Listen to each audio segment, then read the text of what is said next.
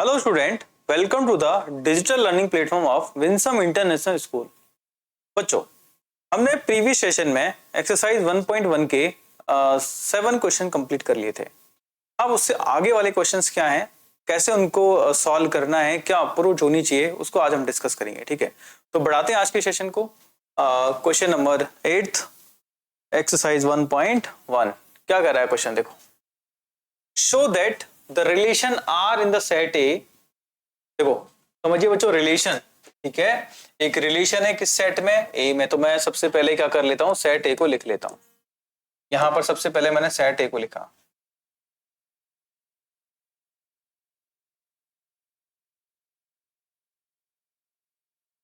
ठीक है, ये मेरा क्या है, सेट ए। रिलेशन कहां से कहां है, रिलेशन दे रखा है set A to set A, ये इंफॉर्मेशन आपको दे दी है। और रिलेशन है क्या बच्चों, रिलेशन दिया है आपको a, b ordered pair such that यहां पे mod a minus b is even. ठीक है, ये आपसे एक रिलेशन दिया है और है ना, इसे मुझे क्या करना है, ये शो करना है, दैट इज इक्विवेलेंस रिलेशन। ठीक है, अब बच्चों इक्विवेलेंस रिलेशन शो करना है। इक्विवेलेंस रिलेशन का मतलब ऐसा रिलेशन जो रिफ्लेक्सिव भी है, सिमेट्रिक भी है और ट्रांजिटिव भी है, तीनों है। इसका मतलब मुझे तीनों कंडीशंस को यस करवाना है। ठीक है, और यस करवाना है तो आपको कहीं ना कहीं थोड़ा सा आइडिया होना चाहिए। इक्विवेलेंस का मतलब सबसे पहले चेक करेंगे रिफ्लेक्सिव को, आप लिख देना that relation is equivalence relation, we have to check the reflexive, symmetric and transitive। ठीक है, तो फर्स्ट केस रिफ्लेक्सिव को समझते हैं। ठीक है, तो रिफ्लेक्सिव को कैसे समझेंगे आप, फटाफट लिखें। रिफ्लेक्सिव केस के लिए आप चेक करना पड़ेगा आपको a, a को करेंगे चेक, a, a को चेक करना पड़ेगा ये रिलेशन का पार्ट है कि नहीं है। तो a, a अगर है ना, मैं इस जगह पुट करता हूं तो आप क्या करेंगे, a, a अगर आपने लिया तो यहां पे लिखेंगे a माइनस a का मॉड क्या आएगा बताओ, 0 आएगा। और 0 इज अ इवन नंबर। इसका मतलब क्या है, ये इवन नंबर है, इसका मतलब a, a is the part of relation, ये रिलेशन का क्या है, हिस्सा। That's why we can say that is reflexive, ये रिफ्लेक्सिव है। क्लियर है, तो मैं कहूंगा भैया ये रिफ्लेक्सिव है। क्यों है रिफ्लेक्सिव, क्योंकि अगर है ना आप सेम टर्म्स लेते हैं, इनके अंदर से अगर कोई भी सेम टर्म्स लेते हैं और उनको सब्ट्रैक्ट करते हैं तो क्या आ जाएगा, 0 आ जाएगा। चाहो तो एग्जांपल दे दो, 1, 1 में से 1 लेस करो, 2 में से 2 लेस करो, 3 में से 3 लेस करो। ठीक है, बहुत कॉमन हो गया, आगे कुछ एक्सप्लेन करने की जरूरत नहीं है। तो रिफ्लेक्सिव हो गया, रिफ्लेक्सिव यस हो गया। ठीक है, अब इक्विवेलेंस है तो ऑब्वियस सी बात है, सिमेट्रिक भी यस होगा और ट्रांजिटिव भी यस होगा। ठीक है, तो बात करते हैं नेक्स्ट केस, हम लोग सिमेट्रिक की तरफ, इसको मैं हटा देता हूं यहां से, सिमेट्रिक। ठीक है, सेकंड केस हम चेक करेंगे सिमेट्रिक।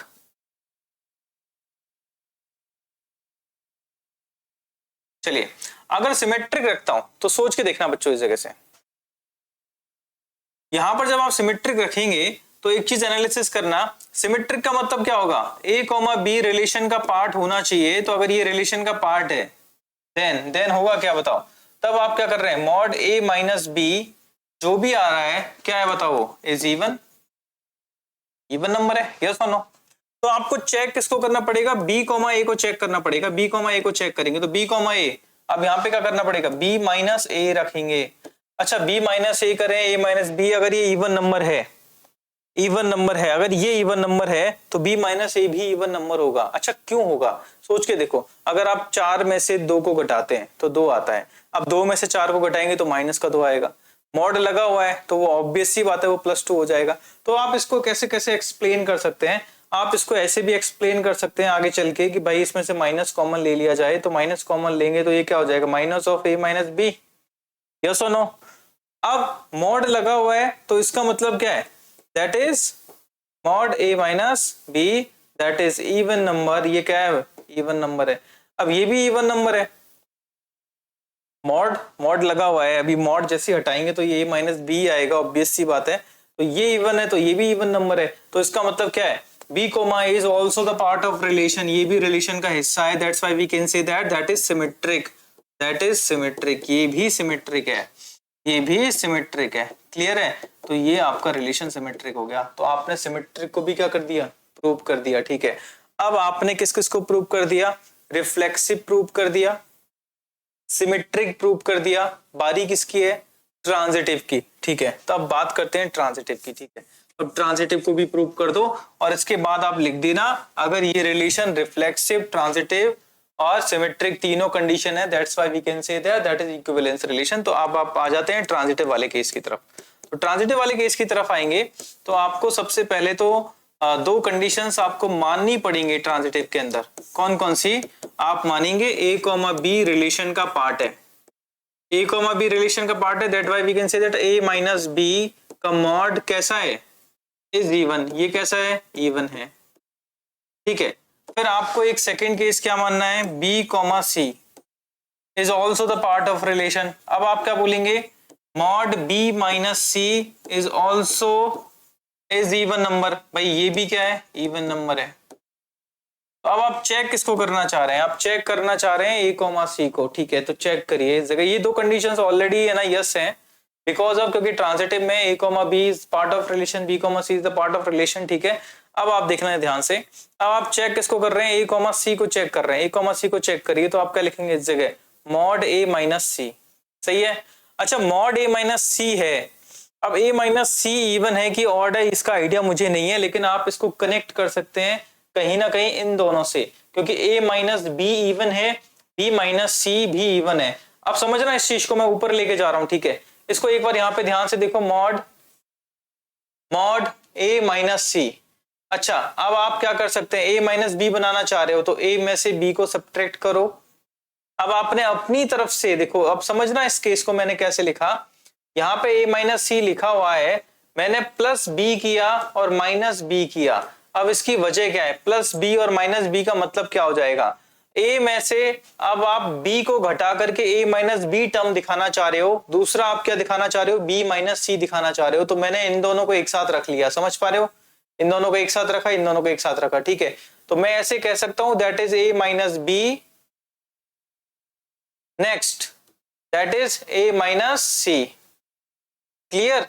अब दोनों को मैंने सेपरेट कर दिया, a माइनस बी हो गया और दूसरा हो जाएगा b माइनस सी हो जाएगा, क्लियर है। अब आप बोलेंगे दैट इज इवन, ये क्या है, इवन नंबर, और ये भी क्या है, इवन नंबर। इवन और इवन जोड़ेगा तो स्टिल इवन आएगा, ये बात आपको पता है। तो आप क्या बोलेंगे, a माइनस सी का जो मॉडुलस है that is also even, is even, ये भी इवन है, तो इसका मतलब that is part of relation. And now you can say that is transitive relation. कैसे रिलेशन है ये, ट्रांजिटिव रिलेशन है, ठीक है, क्लियर है। अगर वो पोर्शन आपको अगर कम समझ में आया है तो मैं वापस समझा देता हूं, ये a माइनस सी से मैं कहीं ना कहीं a माइनस बी और b माइनस सी को इन्वॉल्व करना चाह रहा हूं। तो मैंने किया क्या, इसको और मैं एक्सप्लेन करूं वापस से इस जगह से हटा करके, ठीक है। आप देखना चाहें तो आप क्या कर सकते हैं, इस जगह आप लिखेंगे a में से b को घटा दिया, अब b घटाया है अपनी तरफ से तो b को जोड़ा भी जाएगा, दैट इज b माइनस सी। अब ये पोर्शन इवन है, ये पोर्शन भी इवन है, इवन और इवन जोड़ेगा तो क्या होगा, ये इवन प्लस ये इवन जोड़ेगा तो वापिस even, that is also even, clear. ये मेरा इवन हो जाएगा, क्लियर। चलिए अब आप क्या बोलेंगे, आप बोलेंगे इस जगह इस परफेक्ट क्वेश्चन के अंदर कि देखो पहला पोर्शन भी रिफ्लेक्सिव था, ट्रांजिटिव था और सिमेट्रिक था। Now you can say that, क्या क्या कहोगे, अब आप कहोगे दैट इज इक्विवेलेंस रिलेशन। ये कैसा रिलेशन है, इक्विवेलेंस रिलेशन है। मतलब अगर कोई रिफ्लेक्सिव को यस करता है, सिमेट्रिक को यस करता है, ट्रांजिटिव को यस करता है, तो आप क्या कह सकते हैं, दैट इज इक्विवेलेंस रिलेशन। कैसा रिलेशन है, इक्विवेलेंस रिलेशन है, क्लियर। चलो अब आपको आगे और क्या शो करना है, so that all the elements of 1, 3, 5 are related to each other and all the elements of 2, 4 are related to each other, but no elements of 1, 3, 5 is related to any elements of 2, 4, ठीक है। अब समझना इसका मतलब क्या है, अब ये कहना चाह रहे हैं मेरा रिलेशन तो यही है, ठीक है, बिल्कुल सही है, बस अब थोड़ा सा क्या करना चाह रहे हैं, रिलेशन कहां से कहां रन कर रहा है उस पर वो काम करना चाह रहे हैं। अब पहले वाले केस में कह रहा है कि ये शो करिए कि देखो ये जो सेट दे दिया है इस जगह 1, 3, 5, इसको समझें 1, 3, 5 को, इसको देखें और इसके बाद आप क्या करिए, इसको रिप्रेजेंट करिए कि ये इस रिलेशन के अंदर अलाउ कर रहा है, ये रिलेशन के अंदर क्या कर रहा है, अलाउ कर रहा है। इस चीज को ध्यान से देखिए। तो 1,3,5, तो 1,3,5 अगर मैं लेता हूं, ए रिलेशन कहां से कहां होगा बताओ, ए से ए में होगा। आप समझना, ये ऑड नंबर्स हैं, ठीक है। अगर ये ऑड नंबर्स हैं तो यहां पर आप क्या करना चाहिए, ठीक है, ये all the elements are related to each other, ठीक है, रिलेट करना चाहिए। तो आप यहां पे क्या अलाउ करेंगे, देखो समझना इस चीज को। अब आप देखो, एक ऑड नंबर है, दूसरा भी ऑड नंबर है, ऑड नंबर में से ऑड नंबर सब्ट्रैक्ट करेंगे तो क्या आता है बताओ, कैसा नंबर आता है, इवन नंबर आता है। कैसा नंबर आता है, इवन नंबर। ये बात आपको कहीं ना कहीं रिप्रेजेंट करनी है, ठीक है। कैसे रिप्रेजेंट करना है, इवन नंबर आएगा, ठीक है। अब आप क्या लिखेंगे, वापस सुन लीजिए, क्योंकि a माइनस बी, अब एक ही जगह आप है ना कोई भी ऑड ले लें, ठीक है। आप 1 - 1 करें या 1 - 3 करें या 3 - 5 करें, समझ पा रहे हो, ये सभी के सभी कैसे नंबर होंगे, इवन नंबर होंगे। तो अब आप क्या कहेंगे, आप यहां पे नोट डाल करके लिखेंगे कि difference between any two odd number, difference between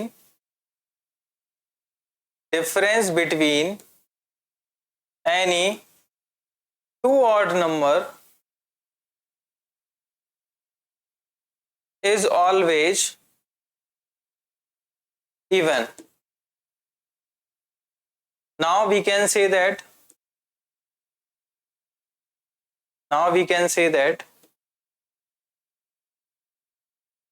1,3,5, the elements of 1,3,5 are related to each other, ठीक है। ये रिलेशन के अंदर होंगे, ठीक है, बिल्कुल सही है, क्लियर है। अच्छा, इसको मैं हटा देता हूं यहां से। अब आप है ना सेकंड केस किसको रिप्रेजेंट कर रहे हैं, किसको शो कर रहे हैं बताओ। अब आप शो करेंगे 2,4 वाले पोर्शन को। तो आप क्या लिखना है इस जगह, वापस से आप क्या लिख देना है इस जगह भाई। अब इस वाले केस के लिए 2,4 को एक नया सेट मान लेंगे। अब बी मान लो, सी मान लो, तुम्हारी मर्जी हो।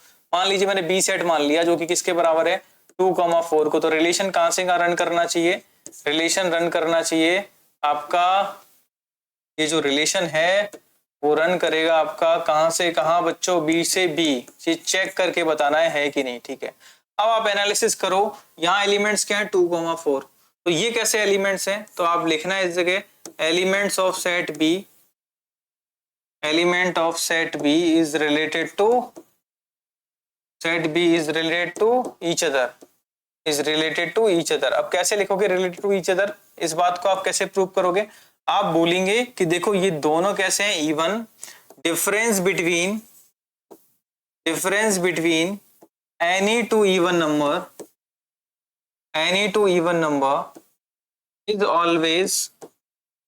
is always even number. That's why we can say that is related to each other. Clear है, ये बात आप प्रूव कर देना इस जगह। आप भले ही 2 में से 2 को घटाएं, मॉड लें, 2 में से 4 को घटाएं, 4 में से 2 को घटाएं, ठीक है, हर बार क्या आएगा आपके पास, इवन नंबर आएगा। एवरी टाइम क्या आएगा बताओ, एवरी टाइम क्या आएगा, इवन नंबर आएगा। Now you can say that is related to each other. ये आपने शो कर दिया, ठीक है। लेकिन उसने बोला है आगे चल के, क्या बोला है उसने कि देखो, but no elements of 1,3,5 is related to any elements of 2,4। ये बात उन्होंने बोली है कि ये और शो करना है कि देखो 1,3,5 और 2,4 के एलिमेंट्स एक दूसरे से रिलेट नहीं करने चाहिए। अब इस बात को आप कैसे लिखेंगे, देखो अब है ना, ये बात आप दे तो दी कि ऐसा है, अभी शो करना है। हालांकि ये आपको समझ में भी आ जाएगा क्यों नहीं है रिलेटेड, ठीक है। अब मान लीजिए इस जगह आप नाम दे देते हैं, ये सेट सी है, दैट इज या फिर बात करें, इनको ऑलरेडी नाम दे रखा था ना मैंने 1,3, ये मेरा सेट ए है 1,3,5, ठीक है। सेट बी को नाम क्या दे रखा है मैंने, 2,4। अब ये रिलेशन अगर वो बोल देगी that is relation from A to B या बी टू ए आपस में, ठीक है। 1,3,5 is related to any element 2,5, ठीक है। 2,4 अब इसको चेक करके देखना ये रिलेशन का हिस्सा है कि नहीं, ठीक है, ये रिलेट करते हैं कि नहीं करते। तो अब आप क्या बोलेंगे इस जगह, ये रिलेट करेगा कि नहीं करेगा, इस बात को आप इस जगह शो करेंगे, ठीक है। ये देखो ए के एलिमेंट्स कैसे हैं, एलिमेंट ऑफ ए, अब आप बोलेंगे element of A is odd number, clear, and element of B is even number. फिर बोलेंगे and difference between any two even and odd number is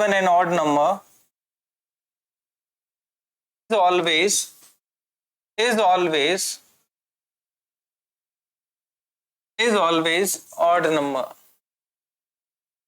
Difference between any two even and odd number is always odd number. मतलब अगर आपके पास कोई दो संख्या दे दी जाए, एक इवन है दूसरी ऑड है, उनके बीच अंतर करके देखो। 3 और 1 के बीच में अंतर करो, 3 और 1 तो कैसे हो गए, ऑड ऑड हो गए, ठीक है। एक ऑड एक इवन लो, ठीक है। एक 3 ले लिया और इधर से उठा लिया किसको, 2 को, अंतर करके देखो। 3 और 2 का अंतर 1, एक कैसा है, ऑड है। इधर से 5 ले लिया, इधर से 2 ले लिया, 5 और 2 का अंतर 3, वो भी विषमी है, ठीक है। तो ये बात आपको समझ में आना चाहिए, इवन और ऑड का जो डिफरेंस है वो हमेशा क्या होता है, ऑड नंबर। मतलब दैट इज नॉट इवन, आप बोलेंगे दैट इज नॉट इवन, भैया ये इवन नहीं है, that is not even, that is not even. That's why we can say that relation they are not related to each other। मतलब ये वाला case क्या हो जाएगा, गलत, they are not related to each other। ये बात आपने क्या कर दी, शो कर दिया, क्योंकि अब ये इवन नहीं है, इसका मतलब नॉट रिलेटेड। नॉट रिलेटेड का मतलब रिलेशन के अंदर नहीं आ रहे हैं, रिलेट नहीं कर रहे हैं, मतलब रिलेशन नहीं बन पा रहा है। क्लियर है, ये बात समझ में आई सबको। चलिए बढ़ते हैं आगे नेक्स्ट क्वेश्चन की तरफ। अगला क्वेश्चन नंबर 9, समझे, बड़ा अच्छा क्वेश्चन है। क्वेश्चन नंबर 9 क्या करें, so that each of the relation are in set A दे दिया x बिलोंग्स टू z और x is greater than equal to 0 and less than equal to 12, ठीक है। ये काफी अच्छा, ठीक है। और पहला relation multiple of 4 and equivalence relation, find the set of elements of related one in case, ठीक है। दोनों केस आपको बताने हैं, तो मैं एक काम करता हूँ, थोड़ा सा स्पेस मुझे रखना पड़ेगा।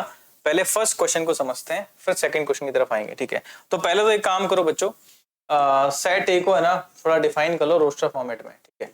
इंटीजर है, इसका मतलब क्या है, पॉइंट्स तो आएंगे नहीं, 0 और 12 के बीच में है, ठीक है। तो 0 को भी शामिल करना, तो 0 1 2 3 4 5 6 7 8 हो जाएगा, 9 हो जाएगा, 10 हो जाएगा, 11 हो जाएगा, और इधर से नहीं दिख रहा होगा 12 हो जाएगा, ठीक है। ये मैंने बंद कर दिया, क्लियर है। ये तो मेरा सेट है, हो गया। काफी छोटा छोटा लिख दिया, मेरे हिसाब से समझ में आ रहा होगा, ठीक है। 0 से बड़ा और 12 से छोटा और उसको इक्वल कर देखा है, ठीक है, क्लियर। रिलेशन कहां से कहां रन कर रहा है, ए टू ए रन कर रहा है।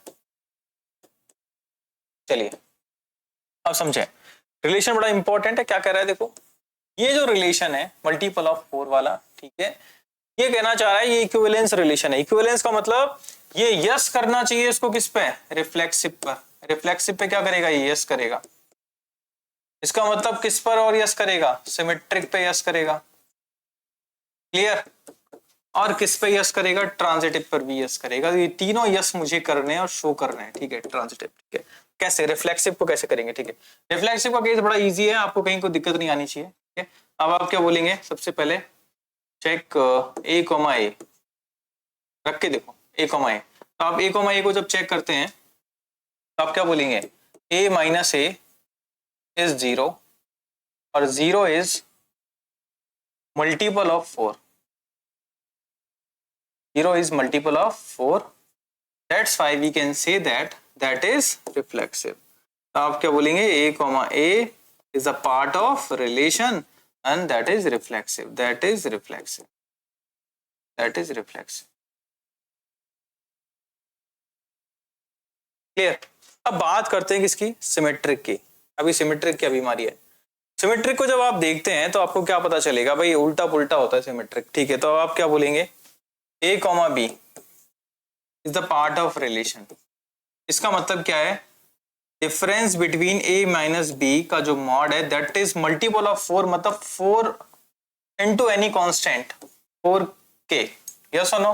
k is for constant, k is for constant बच्चों, मतलब 4 का कोई मल्टीपल आएगा, ये आपके क्वेश्चन में बोल दिया है, चाहे भले वो 1 हो 2 हो माइनस हो कुछ भी हो, डजंट मैटर, ठीक है। चलिए तो आपको चेक किसको करना पड़ेगा, बी कॉमा ए को चेक करना पड़ेगा। बी कॉमा ए को चेक करो तो बताओ बी कॉमा ए क्या होगा, बताओ।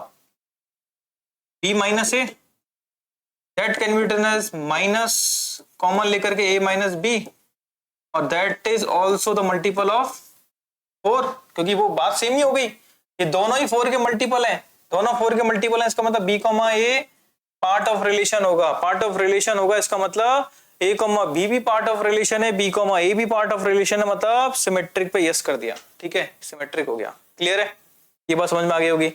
अच्छा, रिफ्लेक्सिव मैंने शो कर दिया, सिमेट्रिक शो कर दिया, अब किसको शो करना है, ट्रांजिटिव। ट्रांजिटिव में ए का बी से रिलेशन होना चाहिए, बी का सी से होना चाहिए, देन आप किसकी तरफ जाएंगे, ए का सी से रिलेशन की तरफ। तो आप सबसे पहले शो करेंगे A comma B is the part of relation, ये है तो इसका मतलब क्या हो जाएगा, a माइनस बी का जो मॉडुलस है वो 4 times of any constant k1 मैंने इसलिए माना है क्योंकि मुझे 2 बार कांस्टेंट मल्टीपल मानना पड़ेगा, तो पहली बार 4k1 मान लिया।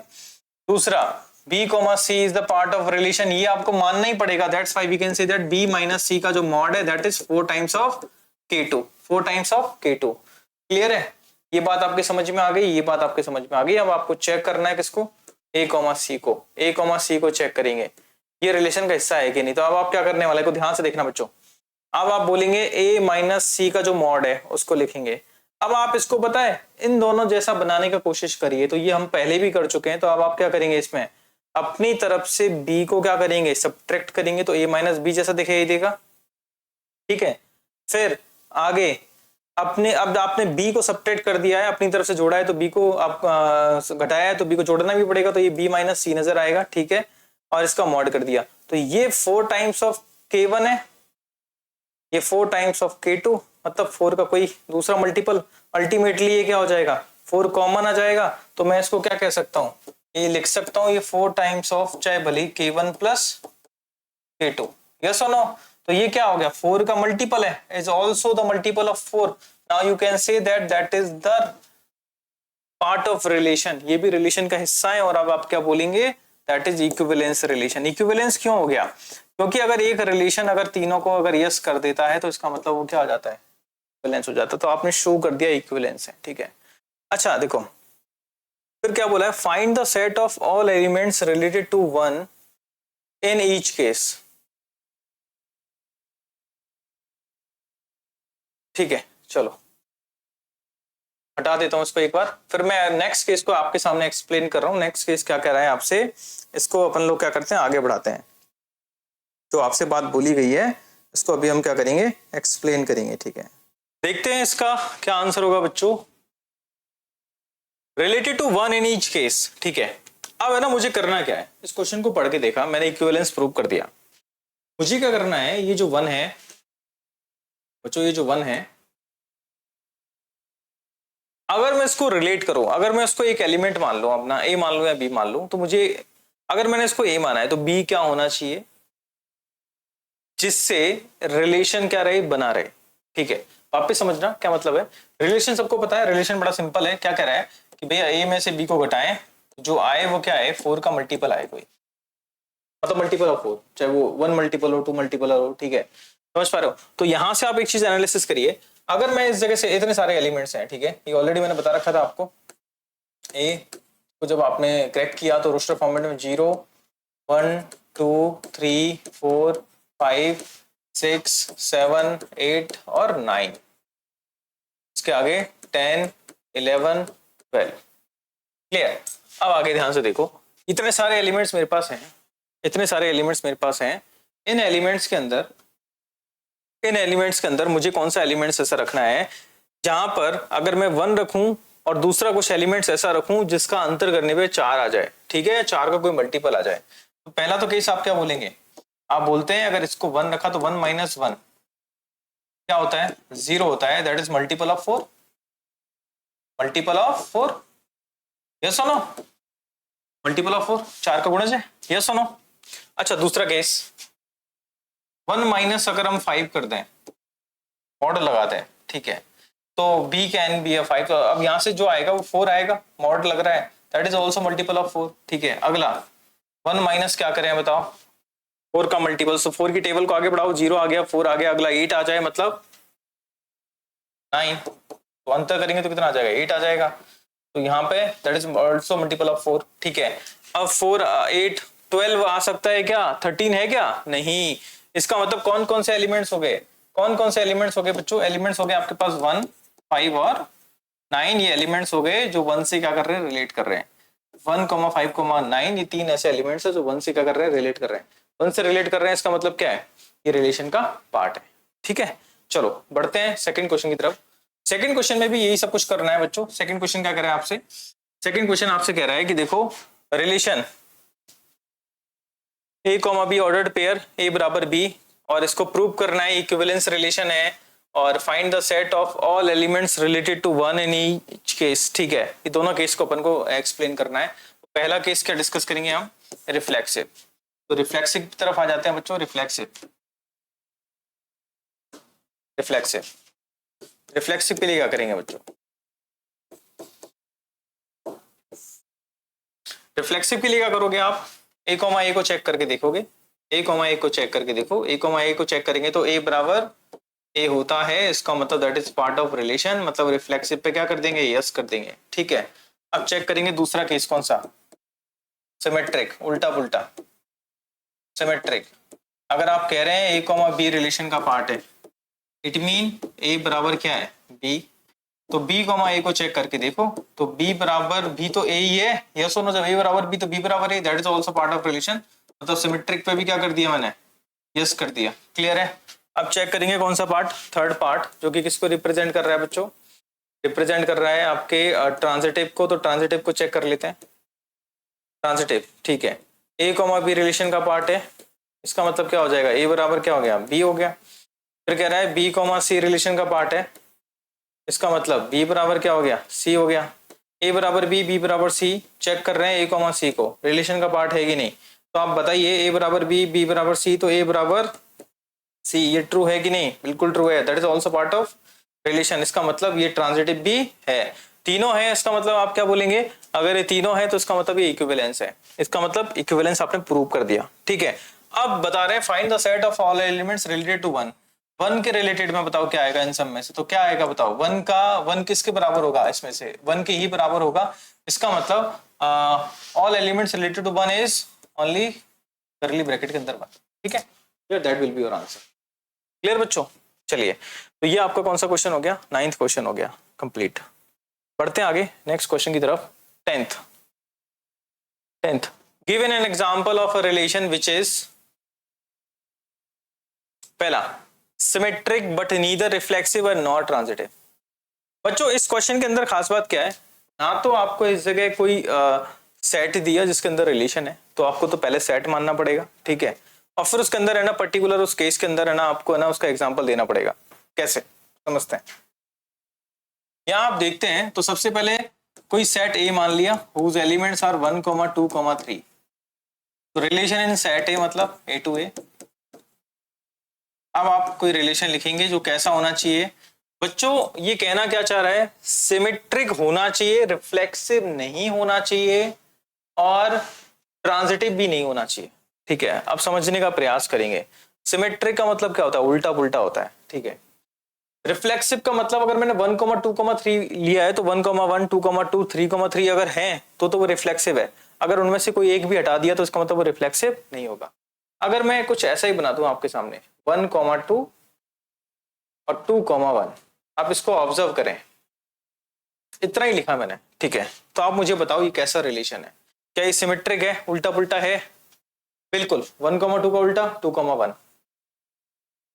क्या ये ट्रांजिटिव रिफ्लेक्सिव है? रिफ्लेक्सिव नहीं है। क्योंकि रिफ्लेक्सिव क्यों नहीं है बताओ? ये सिमेट्रिक पे तो क्या करवा दिया मैंने? इसमें यस करवा दिया बच्चों। सिमेट्रिक क्या है? ये यस। रिफ्लेक्सिव नो है। नो होने की वजह बताऊं? 1, 1, 2, 2, 3, 3 are not the part of relation. ये रिलेशन का हिस्सा नहीं है। देखो अब ट्रांजिटिव को आपने क्या करना है? इस जगह नो करना है, और नो करने की वजह 1, 2 part of relation, 2, 1 is also part of relation. तो 1, 1 is not the part of relation, that's why transitive नहीं है। तो ये मेरा एग्जांपल क्या कर जाएगा? काम कर जाएगा, ठीक है। क्लियर है? आ रहा है समझ में? चलो पढ़ते हैं आगे, दूसरे वाले का एग्जाम्पल देखते हैं। अगला एग्जाम्पल आते हैं सेकेंड क्वेश्चन की तरफ। Transitive but neither reflexive not symmetric, ठीक है। हमें एक ऐसा एग्जांपल देना है बच्चों, ऐसा रिलेशन जो ट्रांजिटिव तो हो लेकिन रिफ्लेक्सिव नहीं हो और सिमेट्रिक नहीं हो, ठीक है। अब समझिए इस चीज को, ठीक है। अब देखो है ना, कहीं ना कहीं पहले तो मुझे क्या करना पड़ेगा, रिलेशन किसी सेट के अंदर मानना पड़ेगा। तो फॉर एग्जांपल मैंने मान लिया एक सेट मान लिया ए हुज एलिमेंट्स आर 1, 2, 3, जैसा पिछले क्वेश्चन में था रिलेशन आर टू ए। अब है ना आप रिलेशन लिखना स्टार्ट करो, ठीक है। अब रिलेशन क्या लिखना, देखो ट्रांजिटिव होना चाहिए। तो ट्रांजिटिव का मतलब क्या होता है, ट्रांजिटिव का मतलब कनेक्शन क्रिएट करना पड़ेगा, A comma B, B comma C and then A comma C होना चाहिए, ठीक है। तो आप क्या बोलेंगे, देखो समझते हैं, अगर आपने 1, 2 ले लिया और इधर ले लिया 2, 3, समझना, अगर 1, 2 ले लिया, 2, 3 ले लिया, तो अब आपको लेना पड़ेगा क्या, क्या लेना पड़ेगा, अब आपको लेना पड़ेगा 1, 3 को। अब ये मेरा अभी फिलहाल ट्रांजिटिव है, इस कंडीशन के अकॉर्डिंग ट्रांजिटिव है, आगे कोई और केस बन रहा है क्या, नहीं बन रहा। अब देखो गौर से देखो, ये है ना पूरा रिलेशन, इस रिलेशन को वापस देखें तो मैंने क्या बोला, देखो 1, 2 चेन कनेक्ट हो रही है बच्चों 2, 3 से, तो 2 और 2 सेम हो गया, तो ये क्या हो जाएगा 1, 3 आपका पार्ट ऑफ रिलेशन, ये दोनों पार्ट ऑफ रिलेशन है तो ये भी रिलेशन का हिस्सा है। और कोई भी एक ऐसा केस मुझे नजर नहीं आ रहा जो इसको क्या प्रूव करे, नॉट ट्रांजिटिव प्रूव करे, तो ऐसा कोई केस है नहीं। तो अब देखो समझना इस चीज को, इसने बोला है ट्रांजिटिव होना चाहिए बट रिफ्लेक्सिव भी ट्रांजिटिव है, ट्रांजिटिव पे इसने क्या कर दिया, यस कर दिया। रिफ्लेक्सिव के लिए कंडीशन क्या है, रिफ्लेक्सिव क्यों नहीं है, अब आप मेंशन करेंगे क्या, 1, 1 is not the part of relation, 2, 2 not the part of relation, that's why reflexive नहीं है ये।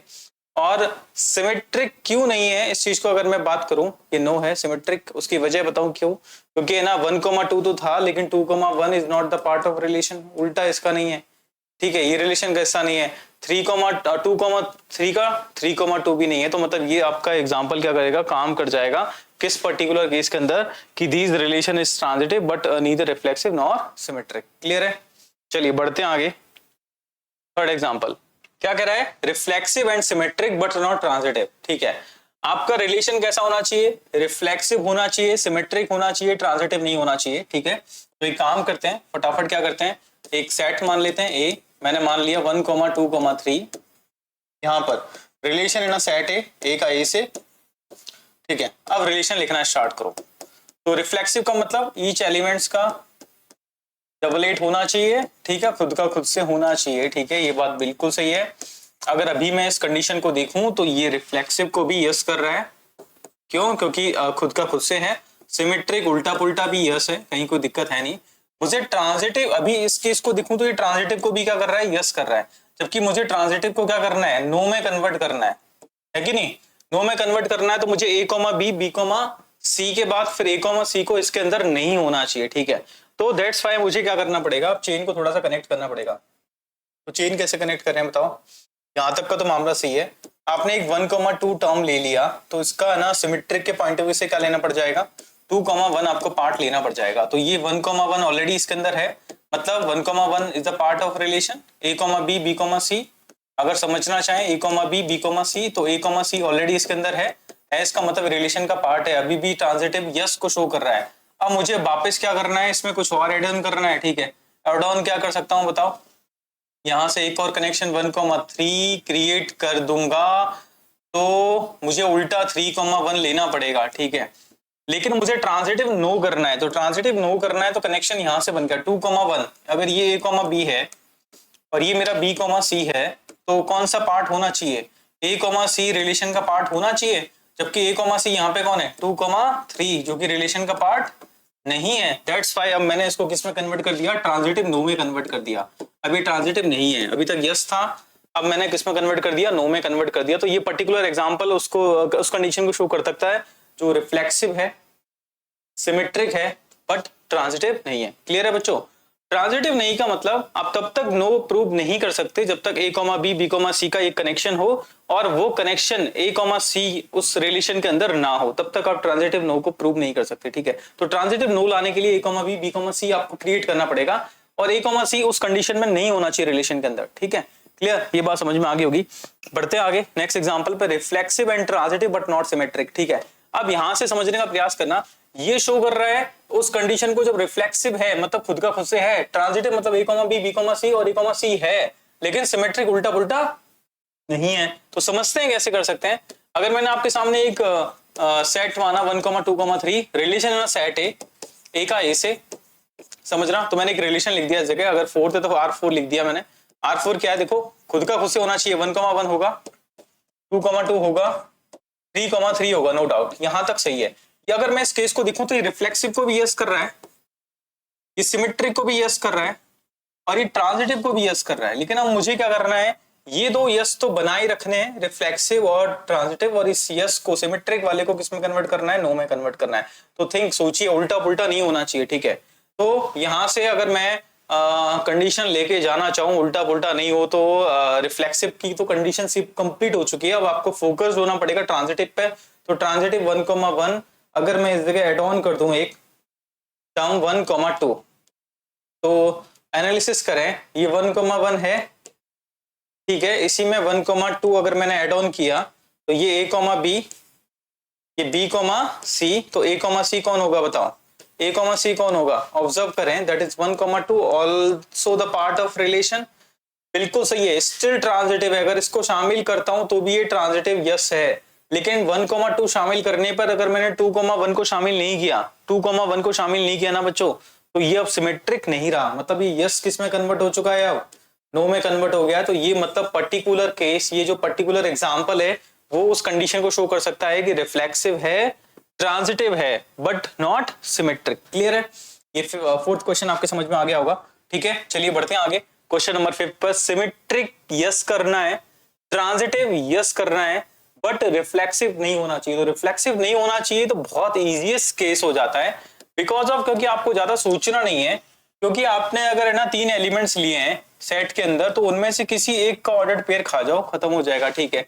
मतलब रिलेशन है ना ए टू ए, कैसे, मैं क्या कह रहा हूं इसको समझते हैं। R5 जैसे मैंने ना रिफ्लेक्सिव नहीं होने को शो करना है, तो आपकी मर्जी है, वैसे मान लो कहीं कोई दिक्कत है नहीं।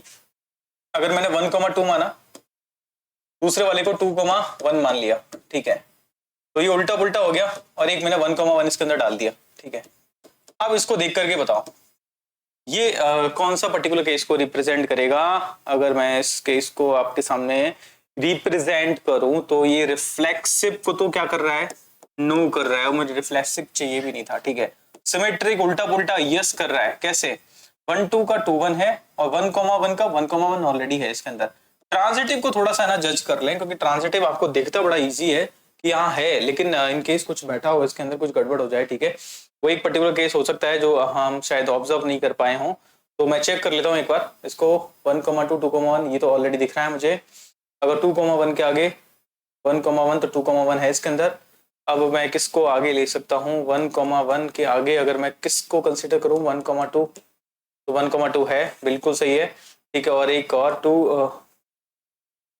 हाँ 1,1 के आगे 1,2 आ सकता है, तो उस कंडीशन में 1,2, हाँ, इसका मतलब ये ट्रांजिटिव यस को शो कर रहा है। ये कंडीशन सिमेट्रिक यस हो गई, ट्रांजिटिव यस हो गई, रिफ्लेक्सिव नो हो गई। रीजन दे सकते हैं, क्योंकि है ना 2,2 और 3,3 is not the part of relation का हिस्सा नहीं है, that's why that is not reflexive. Clear है, ये समझ में आ गया होगा। चलिए बढ़ते हैं आगे नेक्स्ट क्वेश्चन की तरफ। अगला क्वेश्चन नंबर 11, ध्यान से देखें बच्चों, बड़ा अच्छा क्वेश्चन है, ठीक है। So that the relation R in a set A of points in a plane given by R P comma Q ordered pair, distance of the point P from the origin is the same as the distance of the point Q from the origin। ठीक है, बड़ा अच्छा question है, ठीक है। Relation बड़ा प्यारा है, ठीक है। ये कह रहा है, देखो पहली बात तो रिलेशन को समझना शुरू करते हैं बच्चों। रिलेशन है कहाँ पे, ठीक है। तो आपका जो सेट दे रखा है, मैंने सेट लिख देता हूँ। सेट क्या है सही मायने में, ठीक है, सही मायने में all the points in a plane, ठीक है। Points in a plane, points in a plane, एक तल के अंदर कितने पॉइंट्स हो सकते हैं, इनफाइनाइट पॉइंट्स हो सकते हैं। उनको अगर हम मिलाएं तो आप समझ पा रहे हैं आपको डिफरेंट लाइंस अगर एक से ज्यादा मतलब दो से ज्यादा पॉइंट को मिलाए तो ट्राइंगल्स बहुत कुछ शेप बन सकती हैं, ठीक है। मेरा रिलेशन है इन्हीं का, मतलब इन पॉइंट्स को आपस में कहीं ना कहीं मैच करा रहे होंगे। रिलेशन बड़ा अच्छा है। रिलेशन है ना, अगर आपको समझ में आ गया तो इसका मतलब अब है ना, इसको आप है ना समझ सकते हैं कि ये इक्विवेलेंस, इसमें तो प्रूव भी करना है, प्रूव करना है, तो इसका मतलब थोड़ा सा इजी हो गया। मतलब मुझे है ना रिफ्लेक्सिव को यस कराना है और मुझे सिमेट्रिक को भी यस कराना है और ट्रांजिटिव को भी यस कराना है। रिलेशन इधर साइड में लिख देता हूं, रिलेशन इज वेरी इंपॉर्टेंट, क्योंकि रिलेशन जब तक समझ में नहीं आएगा तब तक कहानी आपको आगे नहीं बढ़ेगी, ठीक है। रिलेशन है कुछ इस तरीके से, ऑर्डर्ड पेयर दे दिया है p कॉमा q, ठीक है, सच दैट, ठीक है, distance of the p from the origin is the same as the distance of the q from the origin, ठीक है। मैं ऐसा नहीं लिख सकता क्या इसको, ऑरिजिन से p का डिस्टेंस OP, ऑरिजिन से q का डिस्टेंस OQ, ये दोनों क्या होना चाहिए, ये दोनों क्या है, इक्वल है। ये ऐसा कुछ बोला है, अगर आप इसको समझ पा रहे हैं। 11th क्लास के अंदर थोड़ा बहुत ज्योमेट्री पढ़ा होगा, ठीक है, उसके अंदर हम लोग है ना बहुत बेसिक तरीके से आपको बताते हैं बच्चों कि देखो सही मायने में अगर मैंने कोई 2D प्लेन बनाया, अभी 2D बना रहा हूँ, ठीक है, 3D भी हो सकता है, कहीं कोई दिक्कत नहीं। अगर कहीं पॉइंट P है, ये ओरिजिन हो गया, O से P का डिस्टेंस, और सेम Q कहीं भी पॉइंट हो सकता है, डजंट मैटर, ठीक है, जरूरी नहीं सेम उसमें हो, यहाँ भी हो सकता है यहाँ भी हो सकता है। According to your question, P की ओरिजिन से डिस्टेंस, Q की ओरिजिन से डिस्टेंस कैसी है, सेम, ऐसा उसने बोला है, ठीक है, क्लियर है। अब ध्यान से देखें, अब मुझे ना रिफ्लेक्सिव को क्या करना है, यस करवाना है, बिकॉज ऑफ क्योंकि ना इक्विवेलेंस को क्या करना है, मुझे प्रूव करना है। तो रिफ्लेक्सिव को कैसे आप शो ऑफ करेंगे, कैसे समझाएंगे, ठीक है, इसको समझते हैं। अब आप क्या बोलेंगे, आप चेक करेंगे P कॉमा Q की जगह पे क्या रिप्रेजेंट करेंगे, A कॉमा A चेक करेंगे, A कॉमा A को चेक करेंगे, ठीक है, A कॉमा A को चेक करेंगे, तो इसका मतलब क्या हो गया, इसका मतलब ये कह सकते हैं कि OA डिस्टेंस, अब ये स्मॉल a के बजाय कैपिटल A ले लो, डजंट मैटर, ठीक है।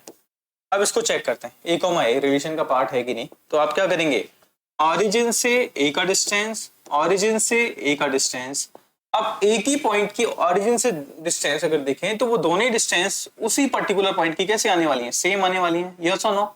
इसका मतलब OA बराबर OA रहेगा, यस और नो। इसका मतलब A comma A is the part of relation, relation का हिस्सा है, इसका मतलब it is reflexive, it is reflexive. आप चाहें तो क्या कर सकते हैं, एक डायग्राम भी बना करके समझा सकते हैं। भाई एक कार्टेशियन प्लेन बना दे, ये ओरिजिन हो गया, ठीक है, यहां से आपने क्या किया, ए की डिस्टेंस OA, तो ये डिस्टेंस इज ऑलवेज क्या रहेगी, सेम रहेगी। और आप चाहें तो एक स्टेटमेंट पास कर सकते हैं, a distance from the origin, origin to a point is always equal to itself, ठीक है भाई, खुद से क्या रहने वाली है, सेम रहने वाली है, ठीक है। तो ये बात आप कह सकते हैं। तो ये आपने रिफ्लेक्सिव को क्या कर देना है, यस कर देना है, ठीक है।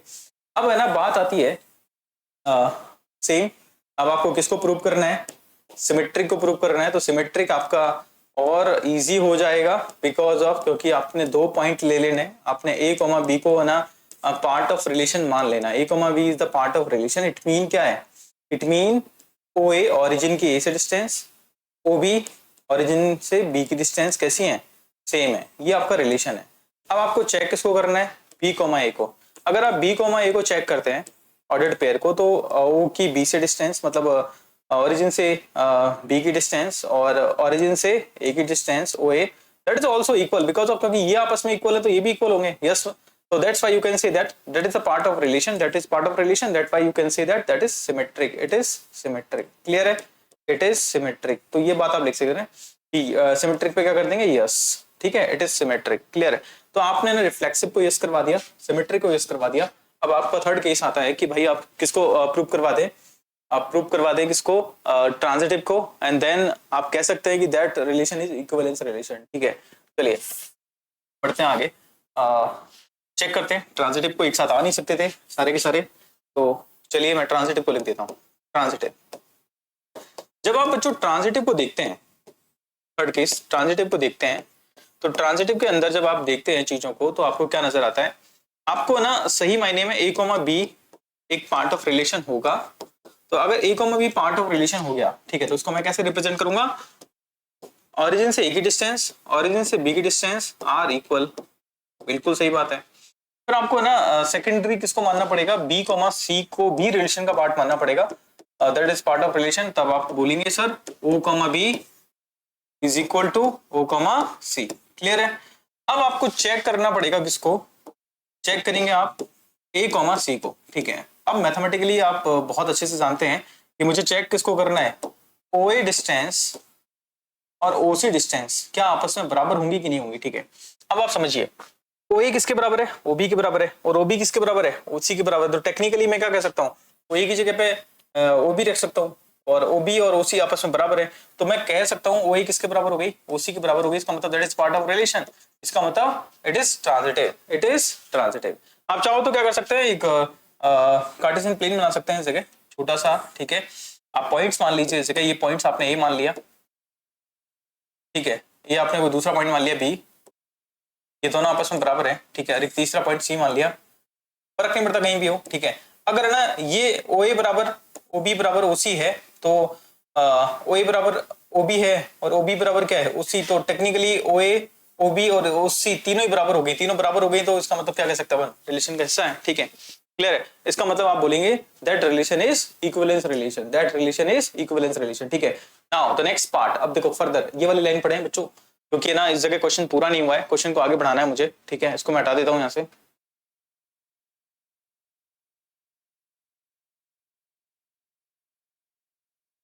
आ जाओ। ठीक है, क्या कह रहा है क्वेश्चन, क्वेश्चन कह रहा है further so that set of all points related to a point P that is not equal to 0,0। मतलब ये कह रहा है कि देखो भैया, ये शो करे सभी पॉइंट्स किसको छोड़ करके, 0,0 को छोड़ करके, ऑरिजिन को छोड़ करके, is the circle passing through the P with origin as a centre. ठीक है, बहुत अच्छी बात बोली इसने। एक तरीके से ये लोकस पे काम करने को कह रहा है। ठीक है, समझना क्या मतलब है इसका।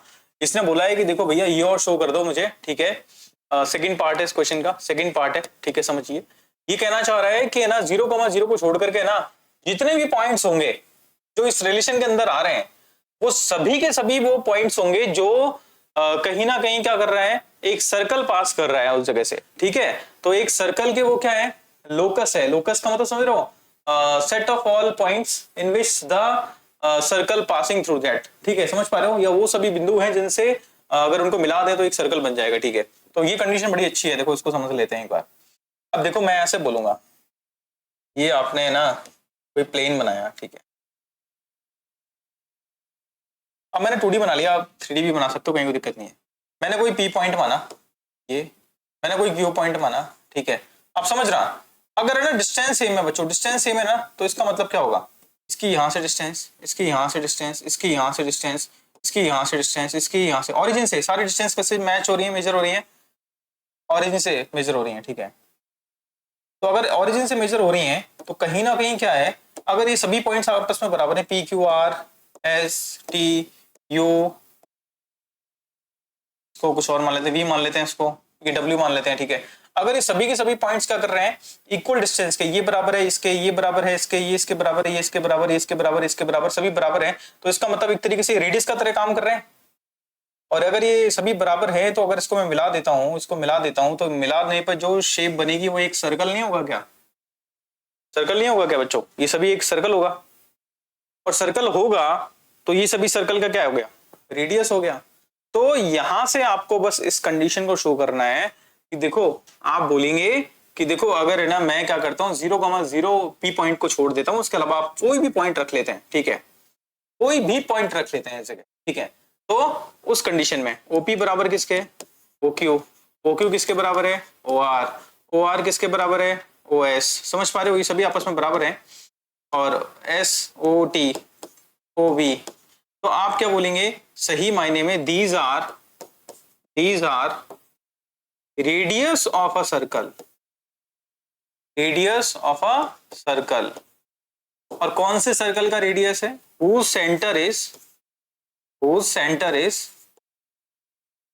0,0। क्लियर, और आप इस तरीके से डायग्राम भी बना के आ सकते हैं और आप शो कर देंगे भाई आपने जो कंडीशन दे रखी थी वो आपने शो कर दी। ठीक है, क्लियर है बच्चों, कहीं कोई मुश्किल नहीं है, बड़ा आसान सा क्वेश्चन है। ठीक है, बस थोड़ा सा आपको क्या करना है, उसको ड्रॉ करके बता देना है। ठीक है, पहले तो आपके दिमाग में होना चाहिए। ठीक है, सर्कल सही मायने में क्या होता है, सर्कल उन सभी पॉइंट्स का लोकस होता है, ठीक है, जिसकी एक पर्टिकुलर फिक्स पॉइंट से डिस्टेंस कैसी होती है, इक्वी डिस्टेंस होती है, बराबर डिस्टेंस होती है, और जो फिक्स पॉइंट होता है वो अपना सेंटर कहलाता है, और यहाँ पर वो सेंटर है वो ओरिजिन है 0,0। समझ पा रहे हो? क्लियर है? तो चलिए आपका क्वेश्चन नंबर 11 पूरा हो चुका है बच्चों। बढ़ते हैं आगे क्वेश्चन नंबर 12 की तरफ। ठीक है, क्वेश्चन नंबर 12 का कह रहा है show that the relation are defined in the set A of all triangles as R is. देखो पहली बात तो ना, ये सेट ए क्या दे रखा है, इसको थोड़ा सा समझ लेते हैं। सेट ए सही मायने में क्या है? कलेक्शन ऑफ ऑल ट्राइंगल्स, है ना? Collection of all triangles. All triangles का मतलब हो गया जितने भी प्रकार के ट्राइंगल आपके दिमाग में आते हैं सारे के सारे, चाहे वो स्केलिन हो, चाहे वो इक्विलेटरल हो, चाहे वो ऑब्ट्यूज एंगल ट्राइंगल हो, राइट एंगल ट्राइंगल हो, आइसोसेलस हो, व्हाटएवर जो भी दिमाग में है, सारे सारे ट्राइंगल के अंदर है।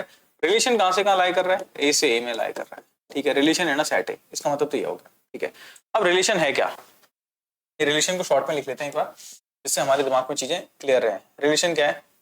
रिलेशन इस जगह दे रखा है, देखो बच्चों रिलेशन क्या दे रखा है, ये रहा रिलेशन।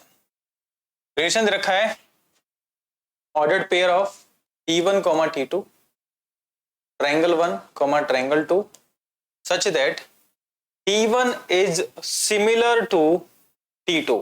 बच्चों मैंने एक सिंबल इस्तेमाल कर लिया, T1 is similar। अच्छा देखो, सिमिलैरिटी का मतलब मेरे हिसाब से आप लोग जानते होंगे अच्छे से। ठीक है, आप लोगों ने सिमिलैरिटी को बहुत क्लियर कट देखा होगा क्लास 10th के अंदर, है ना? हम लोग है ना 9th 10th के अंदर, ठीक है, ज्योमेट्री के अंदर है ना ट्राइंगल्स की सिमिलैरिटी को जानते हैं, कॉन्ग्रुएंसी को जानते हैं। ठीक है, सिमिलैरिटी का मतलब सेम जैसा, सेम दिखना। ठीक है, और कॉन्ग्रुएंसी का मतलब क्या होता है? बिल्कुल एज इट इज सेम होना। ठीक है, सिमिलरिटी का और थोड़ा सा डिफाइन करें, सेम दिखने के बजाय और अच्छे से अगर डिफाइन करें तो अगर तीनों एंगल्स बराबर हो जाए, दो एंगल बराबर हो जाए ट्राइंगल के, तो तीसरा ऑब्वियस सी बात है बराबर होना ही है। ठीक है, तो अगर तीन एंगल बराबर हो जाते हैं तो वो ट्राइंगल्स आपस में क्या हो जाते हैं? सिमिलरिटी को शो करते हैं।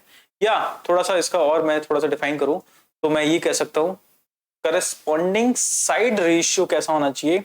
इक्वल अगर है तो वो ट्राइंगल्स कैसे हैं अपने?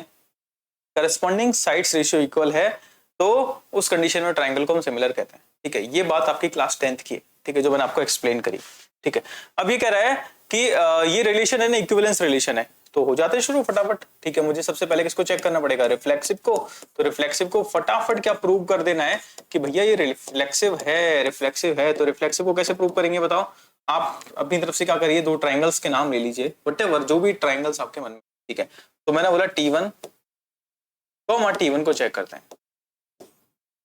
T1 को चेक करते हैं। तो आपने कोई ट्राइंगल बनाया T1,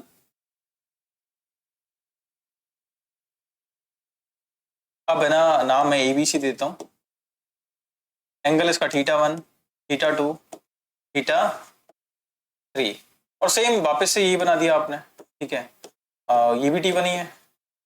ठीक है, θ1, θ2, θ3। तो सोच के देखियो, ये वाला ट्राइंगल है ABC और ये वाला भी ट्राइंगल ABC, दोनों आपस में एंगल सेम है।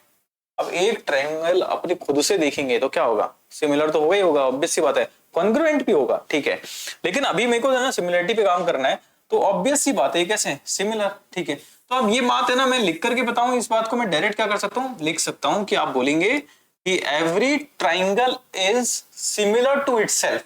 ठीक है, now T1 is similar to T1, reason क्योंकि every triangle is similar, every triangle is similar to itself, always similar to itself। ठीक है, similar to itself खुद से तो सिमिलर ही रहेगा, क्या दिक्कत आ रही है? ठीक है, तो यहां से आपने बोला इट इज रिफ्लेक्सिव, ये आपने प्रूव कर देना है, इट इज रिफ्लेक्सिव। क्लियर है बच्चों? इट इज रिफ्लेक्सिव, तो रिफ्लेक्सिव को आपने यस करवा दिया। ठीक है, अब बारी आती है किसकी? सिमेट्रिक, उल्टा पुल्टा। ठीक है, आ जाओ, सिमेट्रिक को कैसे यस करेंगे? सिमेट्रिक भी आपको परेशान नहीं करेगा, क्योंकि आप ऑलरेडी मानेंगे कि T1, T2, ये दो ट्राइंगल्स के नाम दे दिए मैंने। ठीक है, R the part of relation, इसका मतलब T1 ट्राइंगल इज सिमिलर है किसके? T2 के। क्लियर? अब आगे बढ़ते हैं, T1 ट्राइंगल किसके सिमिलर है? T2 के सिमिलर है। ठीक है, तो मुझे चेक किसको करना है बताओ? इसका उल्टा करना है चेक। उल्टा मतलब T2, T1। तो इसमें क्या चेंज हुआ? इसमें चेंज कुछ हुआ ही नहीं। असल में मुझे चेक करना है क्या T2 T1 के सिमिलर है क्या? जब T1 T2 के सिमिलर है तो T2 भी T1 के सिमिलर होगा, that is part of relation. तो आपने क्या कर दिया, it is symmetric, it is symmetric, clear. तो ये भी सिमेट्रिक प्रूव कर दिया, और आपको तो प्रूव करना ही था बिकॉज ऑफ, क्योंकि है ना वो कह रहा है शो कर दो, बाकी का तो मैंने बता दिया कि इक्विवेलेंस है, ठीक है। अब अगला केस, अगला केस ट्रांजिटिव। ट्रांजिटिव भी आपको कहीं परेशान नहीं करेगा। कैसे? अब आप बोलेंगे T1 comma T2, T1 comma T2 अगर पार्ट ऑफ रिलेशन है तो इसका मतलब T1 is similar to T2। फिर आप किसकी तरफ चले जाएंगे, फिर आप चले जाएंगे T2 कॉमा T3 की तरफ। T2 comma T3 is also the part of relation, इसका मतलब T2 किसके सिमिलर हो गया, T3 के सिमिलर हो गया, ठीक है। तब आपको चेक किसको करना है, T1 कॉमा T3 को। तो यहां से आप है ना इसको जब प्रूव करना चाहेंगे तो आप क्या बोलेंगे, देखो T1 सिमिलर T2 के, T2 सिमिलर है T3 की, तो that's why we can say that कि भाई T1 is also similar to T3, मतलब it is part of relation, it mean it is symmetric. अब इट इज सिमेट्रिक, उसके बाद आप क्या बोलेंगे कि अगर कोई रिलेशन रिफ्लेक्सिव होता है, सॉरी सिमेट्रिक नहीं, ट्रांजिटिव बचो, it is transitive, it is transitive. अब आप बोलेंगे अगर कोई रिलेशन आपका कैसा होता है, ट्रांजिटिव होता है, रिफ्लेक्सिव होता है और सिमेट्रिक होता है, तो इसका मतलब वो इक्विवेलेंस है, वो उसका मतलब इक्विवेलेंस है, ठीक है। इक्विवेलेंस प्रूव कर दिया, ठीक है। अब है ना आगे की लाइन, सेकंड केस, तो ये मेरा प्रूव हो चुका है बच्चों, यहां तक समझ में आया होगा। चलिए बढ़ते हैं आगे। Next next next next part क्या कह रहा है, नेक्स्ट पार्ट ये कह रहा है कि consider 3 right angle triangles T1 with sides 3, 4, 5, T2 with sides 5, 12, 13, T3 6, 8, 10, which triangles among T1, T2 and T3 are related, ठीक है, वेरी गुड, ये अच्छा क्वेश्चन है। सेकंड पार्ट समझते हैं, सेकंड पार्ट क्वेश्चन का। अब बच्चों फटाफट ट्राइंगल बना लो, कहीं कोई दिक्कत है नहीं, ठीक है। आपने एक ट्राइंगल लिखा, ठीक है, ट्राइंगल राइट एंगल ट्राइंगल है तो ऑब्वियस सी बात है राइट एंगल ट्राइंगल बनाना पड़ेगा आपको, ठीक है। साइड्स रेशियो से कहीं फर्क नहीं पड़ेगा, ठीक है। तो ये मैं छोटे छोटे राइट एंगल ट्राइंगल बना लेता हूँ, ठीक है। ये 3, 4, 5 था, छोटा बना लिया, ठीक है। ये थोड़ा 5, 12, 13 था, और ये मैंने बना लिया आपका कौन सा 6, 8।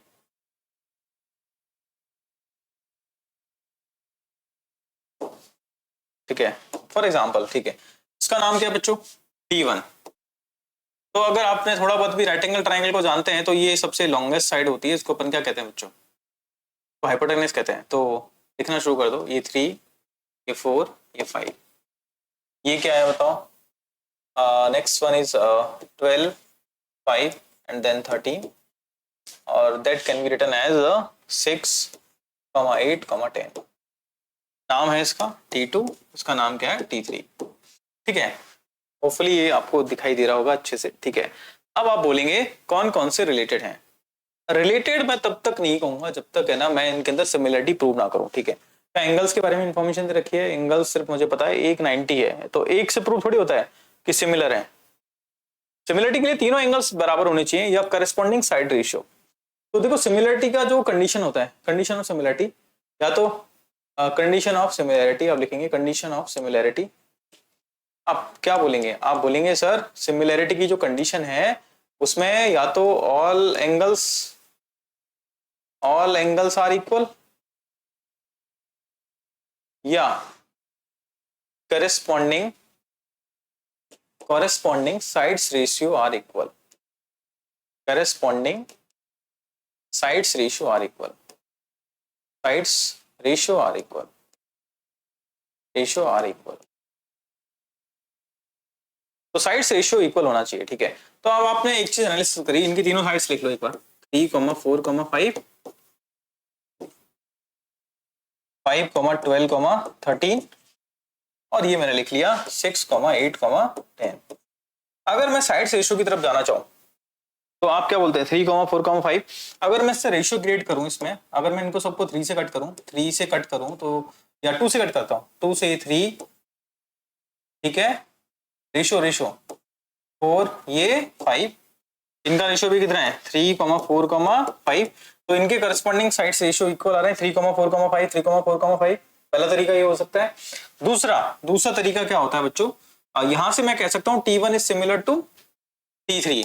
अगर T1 सिमिलर है T3 के तो हु इज रिलेटेड, तो आप बोलेंगे sir T1 and T3 are related, are related, ये रिलेटेड है, लेकिन इनका इससे रिलेटेड नहीं है, तो मतलब आप बोलेंगे T1 and T3 are related but T2 is not related to anyone, ठीक है, T2 is are not related to anyone, ठीक है, तो ये आप लिख सकते हैं। दूसरा तरीका क्या हो सकता है, अगर ऐसा ना करें आप और कुछ ऐसा लिखना चाहें तो आप बोलेंगे 3/6, 4/8, 5/10, क्या ये इक्वल है? हाँ इक्वल है, that's why you can say that that is similar. Clear? तो ये कंडीशंस आपको क्या करनी है, रिप्रेजेंट करनी है, तो ये भी शो आपने कर दिया। क्लियर है बच्चों? तो ये क्वेश्चन है ना, सही मायने में देखें थोड़ा बहुत रिलेशन का था, बाकी का किसके ऊपर था, सिमिलरिटी के ऊपर था, क्लास 10th, ठीक है। क्लियर बच्चों? बढ़ते हैं आगे, नेक्स्ट क्वेश्चन, अगला क्वेश्चन फटाफट, अच्छा क्वेश्चन है, ठीक है, ध्यान से देखें क्या कह रहा है क्वेश्चन। ये कह रहा है show that the relation are defined in a set A of all polygons, all polygons, ठीक है, मतलब है ना एक प्लेन के अंदर, तल के अंदर ना खूब सारे पॉलीगन्स हैं, मतलब 3 भुजाओं वाले ट्राइंगल्स हो सकते हैं, क्वाड्रिलेटरल्स हो सकते हैं, पेंटागन हो सकता है, हेक्सागन हो सकता है, ऑक्टागन हो सकता है, समझ पा रहे हो? ऐसे बहुत सारी आपके पास क्या हो सकती हैं, शेप्स हो सकती हैं, ठीक है। ये सबसे इंपॉर्टेंट है, आपको पहले तो वो सेट क्लियर होना चाहिए, तो मैंने सेट लिख दिया ए, और सेट के बारे में लिखा collection of all polygons, collection of all polygons. Polygons दिमाग में होना चाहिए, पॉलीगन्स का मतलब कोई फिक्स नहीं है, ट्राइंगल की बात हो रही है, ट्राइंगल, क्वाड्रिलेटरल, पेंटागन, हेक्सागन, ठीक है, ऑक्टागन, ठीक है, तो सो मेनी, कितनी भी साइड्स हो सकते हैं, कोई भरोसा नहीं, ठीक है। लेकिन रिलेशन क्या दे रखा है, रिलेशन इज वेरी इंपॉर्टेंट, ठीक है। रिलेशन ऑर्डर्ड पेयर दे रखा है P1, P2, ठीक है, P1 और P2 उसने दो नाम दिए, सच दैट ये दो ऐसे पॉलीगन्स हैं P1 और P2, ठीक है, such that number of sides of P1, अब मैं इसको शॉर्ट में number of sides of P1 is equal to number of sides of P2। मैंने थोड़ा सा अपने अकॉर्डिंग इसको क्या कर दिया है और इजी मैनर में लिख लिया है। ये कह रहा है P1 and P2 have same number of sides, तो मैंने बोला कि भाई P1 की जितनी साइड्स है ना उतनी ही साइड्स किसकी होनी चाहिए, P2 की होनी चाहिए, ऐसा उसने बोला है, ठीक है। और ये रिलेशन कैसा है, इक्विवेलेंस। अरे जब सब कुछ परोस के दे दिया है, इक्विवेलेंस है, तो मुझे रिफ्लेक्सिव को फटाफट यस करवाना है, ठीक है। रिफ्लेक्सिव का मतलब तो एक पॉलीगन का खुद से ही चेक करना है, तो भाई अगर मैंने P1 का P1 से चेक करना है, तो ये बात तो कॉमन सेंस वाली बात है कि भाई आप क्या लिखेंगे, number of sides of a polygon are always equal to itself, ठीक है। Number of sides of any polygon are also are always equal to that of itself, ठीक है। भाई खुद का खुद से तो हमेशा सेम रहेगा ही रहेगा।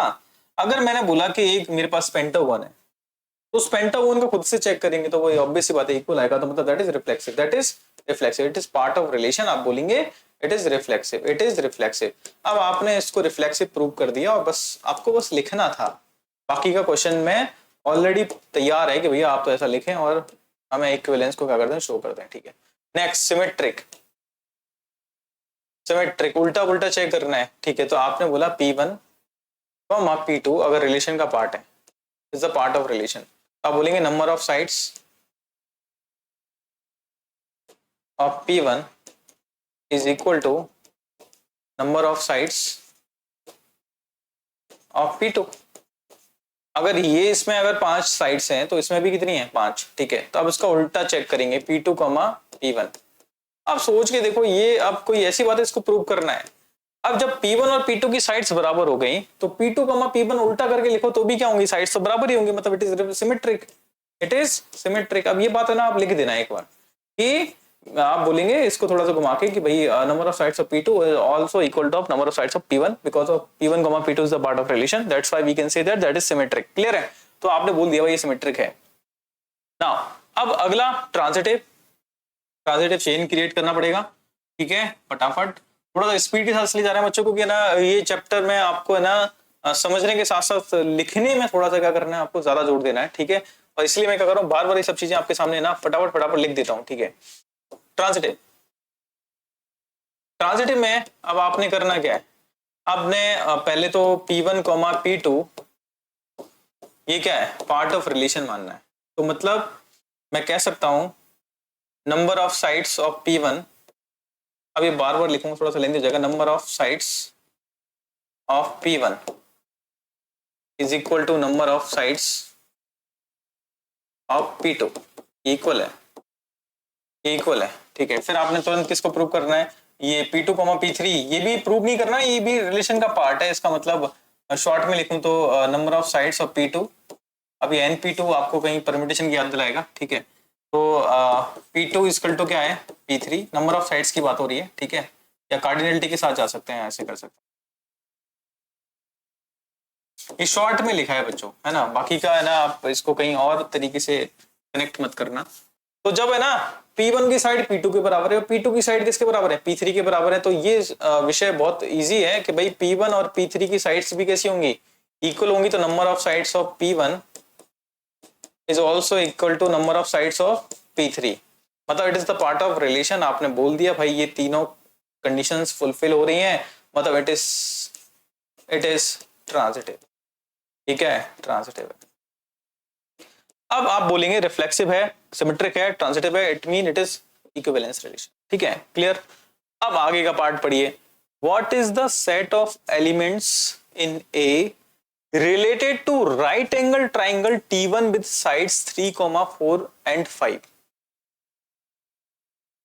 अब है ना यहां से आपको थोड़ा सा ऑब्जर्वेशन अच्छा करना है, ठीक है। मैं इसको रफ कर रहा हूं, ठीक है, जब तक आप इसको नोट करिए बच्चों। क्या कह रहा है ये वाला केस, ये केस आपसे क्या कह रहा है, इस पर थोड़ा सा ध्यान रखते हैं, ठीक है।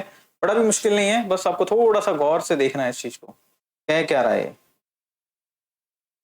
चलो हटा देता हूं, आ जाओ। ये कह रहा है what is a set of all elements in A के अंदर वो सेट लिखना है to the right angle triangle T with sides 3, 4 and 5। अब ये कह रहा है कि ना सही मायने में क्या है, आपके पास राइट एंगल ट्राइंगल टी दे दिया है, ठीक है, वो पॉलीगन्स पर्टिकुलरली आपको दे दिया है, सेकंड पार्ट क्वेश्चन का सेकंड पार्ट, ठीक है। ये टी ऑलरेडी दे दिया है। टी असल में क्या है, टी असल में आपके पास एक राइट एंगल ट्राइंगल है, राइट एंगल ट्राइंगल है, whose sides are 3, 4, 5, ठीक है, क्लियर, 3, 4, 5, ठीक है। तो बताओ इसके लिए आपको करना है, अब ये ट्राइंगल दे दिया है, ट्राइंगल दे दिया तो इस पॉलीगन के बारे में आप क्या बोलेंगे, पॉलीगन के बारे में क्या बोलेंगे, इस पॉलीगन के बारे में बोलेंगे इसकी नंबर ऑफ साइड्स क्या दे रखे हैं, इसकी नंबर ऑफ साइड्स क्या है बच्चों, नंबर ऑफ साइड्स क्या दे रखे हैं, इसकी नंबर ऑफ साइड्स आपको दे रखे हैं 3। तो आप क्या बोलेंगे, इसके लिए क्या सेट लिखेंगे, इसके लिए क्या सेट लिखेंगे, तो इसके लिए सेट लिख सकते हैं। वो सेट का नाम अगर मैंने बोला सेट ए इसके लिए बोल देता हूं, तो वो सेट क्या होगा, सेट ऑफ ऑल ट्राइंगल्स। अब इसमें काम कर जाएगा, सेट ऑफ ऑल ट्राइंगल्स, ठीक है। तो अब आप देखो तीन साइड्स दे दे, 3, 4, 5 दे दे, वटेवर, और इसके अलावा भी कुछ और दे दे, तब भी सबका मतलब क्या निकल के आता है बच्चों, एक ही निकल के आता है। क्यों निकल के आता है एक ही मतलब, इसलिए निकल के आता है एक कि यहां से अब आप क्या डिसाइड करेंगे, आप बोलेंगे कि भैया इनकी जब तीनों भुजाएं बराबर हो गई तो काम हमारा क्या हो गया, खत्म हो गया, क्योंकि इसमें भी भुजाएं कितनी थी, 3। यार ये बात आपने शो कर देनी है, ठीक है। बढ़ गए आगे, question number 14, let L be the set of all lines in a XY plane. XY plane मतलब प्लेन को थोड़ा डिसाइड कर दिया है। तो 3D के अंदर अगर मैं बात करूं, आप जहां भी जिस जगह बैठे हैं, ठीक है, तो आपने देखा होगा अगर रूम के अंदर हैं तो आप एक एजेस को क्या मान सकते हैं, X एक्सिस, दूसरे को Y मान सकते हैं, उसके वर्टिकली अपन Z मान सकते हैं और अपने हिसाब से मान सकते हैं। तो प्लेन क्या हो गया, अब आप खड़े होंगे तो किसी प्लेन में खड़े होंगे, ठीक है, इसमें आपके फुट लाई कर रहे हैं, ठीक है, उसकी बात कर रहा हूँ, बाकी का तो ये 3D है। तो यहां पे कह रहा है कि देखो एक्स वाई प्लेन है, are be the relation, L B the set of all lines, ठीक है। तो मैं लिख देता हूं उसको, सोल्यूशन एल सही मायने में क्या कर रहा है, set of all lines in X Y plane. एक तल में कितनी लाइनें हो सकती हैं, फाइनाइट लाइंस हो सकती, ठीक है। रिलेशन दे दिया भैया, कहां से कहां, एल टू एल में। क्या रिलेशन है कि भाई जो लाइन दे रखी है मेरे को L1 कॉमा L2, ये कैसी लाइन है, इस पैरेलल, ठीक है। वो बड़ा अच्छा रिलेशन है, L1 is parallel to L2।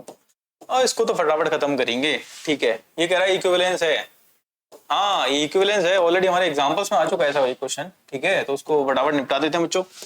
Reflexive, reflexive बच्चों थोड़ा स्पीड के साथ हम लोग इसलिए काम कर रहे हैं क्योंकि चैप्टर काफी लेंदी है, ठीक है। और इस चैप्टर को मुझे क्या करना है, जितना जल्दी हो सके क्या करना है, समझते हुए क्या करना है, आगे बढ़ना है, ठीक है। दैट इज द रीजन, ठीक है। तो आप कॉन्सेंट्रेट करिए कॉन्सेप्ट पर, बाकी की चीजें इधर उधर चलती रहेंगी, ठीक है। L1 कॉमा L1, इसको चेक करो एक लाइन का खुद से। अरे एक लाइन ये L1 है, इसी पर इसी लाइन को मैं आगे बढ़ा देता हूँ, पीछे कर देता हूँ कहीं वटेवर कहीं भी ऐसे, ठीक है। ये भी L1 ही है। अब ये लाइनें कैसी हैं बताओ, ये हमेशा पैरेलल होंगी। क्यों होंगी पैरेलल, क्योंकि भाई अगर इनको मैं अलग अलग कर दूं, ठीक है। अब आप समझेंगे सर कैसे पैरेलल होंगी, अगर मैं इसको उठा करके ऊपर ले लूं नीचे ले लूं, ठीक है। जैसे मैंने इसको उठा करके ऊपर कर दिया तो ये पैरेलल ही तो हो गई, तो इधर लेके आ गए नीचे, ये पैरेलल ही हो गई, ठीक है। पैरेलल होने का मतलब एंगल कितना होगा दोनों के बीच में, एंगल कितना होगा दोनों के बीच में, आप बोलेंगे सर एंगल दोनों के बीच में कितना है, 0। तो आप ये लाइन आप लिख सकते हैं कि one line is always parallel to itself, one line is always parallel to itself, ठीक है। पैरेलल टू इटसेल्फ, ठीक है। इसका मतलब ये क्या है, रिफ्लेक्सिव, पैरेलल टू इटसेल्फ। तो ये बात आपने फटाफट प्रूव कर देनी है, मैंने हटा दिया यहाँ से, ठीक है। इसका मतलब that is part of relation, ये रिफ्लेक्सिव हो गया, रिफ्लेक्सिव हो गया, ठीक है। अब बात करते हैं किसको, सिमेट्रिक, उल्टा पुल्टा। अब आपने L1 L2 को बता दिया रिलेशन का पार्ट है, इसका मतलब L1 इज पैरेलल टू, तब आप किसको चेक करेंगे, इसका उल्टा पार्ट। L2 L1 को चेक कर रहे हैं, और जब L1 L2 के पैरेलल है तो L2 भी L1 के क्या होगी, parallel, that is also part of relation, मतलब it is symmetric, it is symmetric. चाहो तो आप क्या कर सकते हो बच्चों, एक डायग्राम भी ड्रॉ कर सकते हो लाइंस का, ये L1, इसके पैरेलल कौन है L2, और एक ये आपस में एक दूसरे के पैरेलल ही हो गए, L3 की जरूरत नहीं है, ठीक है। अब बात करेंगे इसकी तरफ, ट्रांजिटिव की तरफ, बड़ा इजी है, ठीक है। ट्रांजिटिव केस को भी, ट्रांजिटिव, ट्रांजिटिव केस किसको अगर देखें तो ट्रांजिटिव केस क्या कह रहा है, देखो L1 और L2 पार्ट ऑफ रिलेशन है, तो इसका मतलब L1 is parallel to L2, बिल्कुल सही है। L2 और L3 पार्ट ऑफ रिलेशन है, तो इसका मतलब L2 is also parallel to L3। तो आपको चेक करना है L1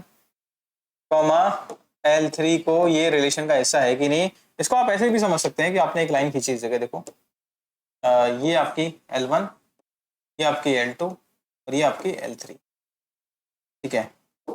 ये L1, ये L2, ये L3।